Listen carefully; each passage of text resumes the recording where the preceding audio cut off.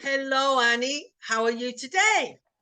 Hello, Miss Letty. I'm thrilled to be here. Thank You're you. thrilled, are we? And Alan, how are you today? Fine, thank you very much indeed. Yes, thank you. Right? Okay, then. So, Annie, tell us what our word of the day is. The words of the day is to be under the weather, which means slightly unwell or in low spirit. Right. So, we could either feel ill or we're feeling a little bit depressed. And Alan, any ideas where this comes from? This expression? I believe it comes from the old days of sailing, that when the weather starts to close in and it gets very severe, they get in under the decks. So because they start to feel ill with the boat's motion, and so they've given it the name under the weather. The weather has forced them down below decks. Right. So, you think it comes from there. So, when somebody was ill, they would ask for permission from the captain to go Oh, below down deck, under, yeah. because below deck you have where people are on deck here, and below deck is here.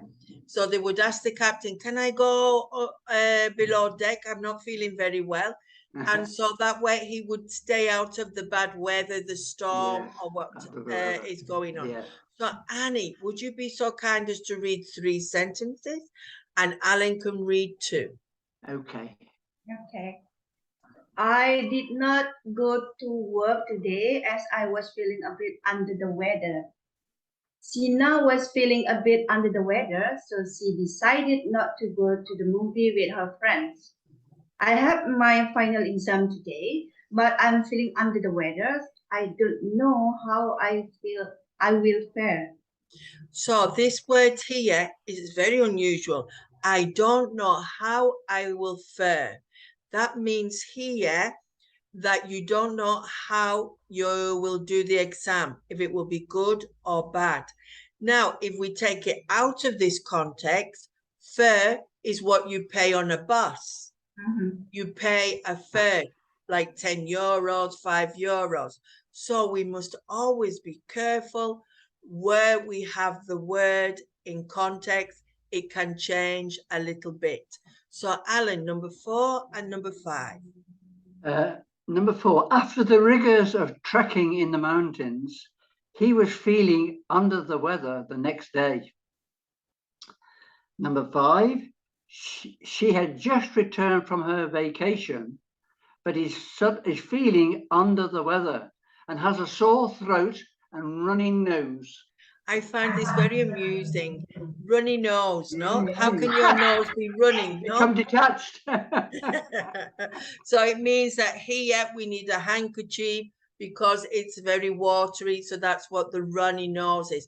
You have to learn some very unusual expressions. So the word for today is to be under the weather, either ill or you're not feeling very motivating. So Annie and Alan, we have to think of a sentence to use this, to be under the weather. Can you start, Annie? Yes.